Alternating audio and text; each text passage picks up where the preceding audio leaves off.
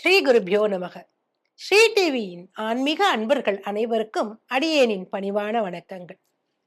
ஆடி மாதம் தமிழ் மாதங்களில் 4வது மாதமாகும்.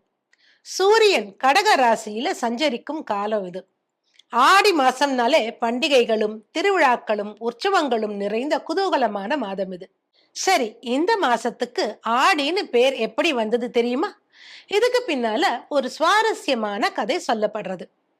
தேவர்கள் வாழும் தேவலோகத்துல ஆடி என்ற பெயர் கொண்ட தேவ மங்கை ஒருத்தி வாழ்ந்து வந்தாள்.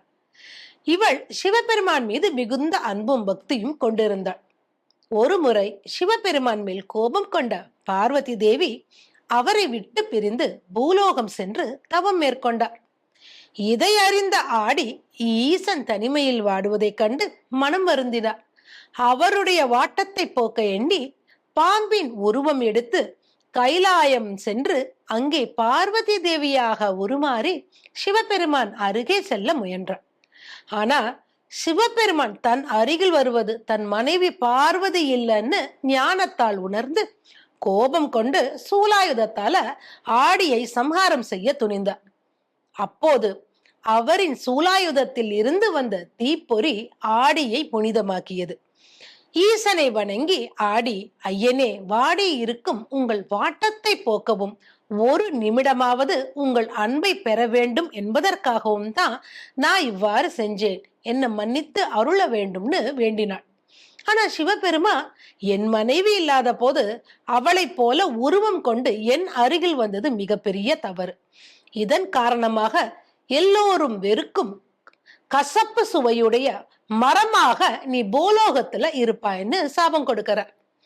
ஐயனே, என் அறியாமையால் தவறு செய்து விட்டேன், என் பிழை பொறுத்து மன்னித்து சாப விமோச்சனம் வழங்க வேண்டும்னு ஆடி ஈசனை பார்த்து கெஞ்சினாள்.